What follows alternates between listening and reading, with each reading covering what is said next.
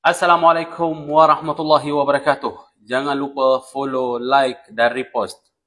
Saya akan kongsikan berita apa yang dikatakan oleh penjajah haram di Gaza.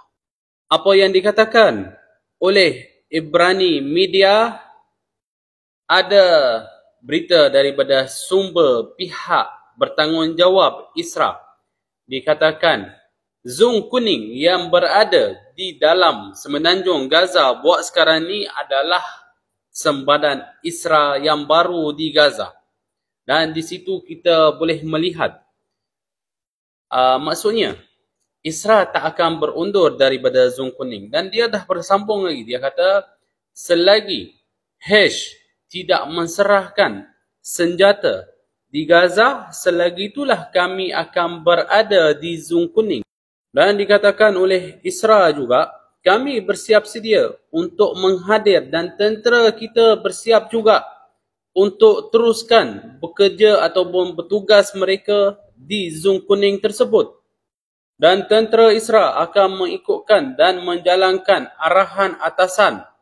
Apabila diarah tentera ataupun anggota-anggota Israel laknatullah ini berundur, barulah mereka berundur. Tapi yang kita kena faham adalah maksudnya Israel tidak ada niat sedikit pun untuk berundur daripada zon kuning. Okey?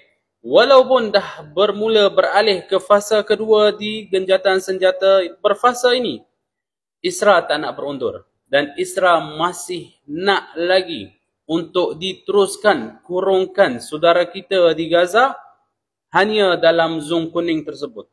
Sebab mereka yakin yang pihak berjuang Hash tidak mudah akan meletakkan senjata dan serahkan senjatanya.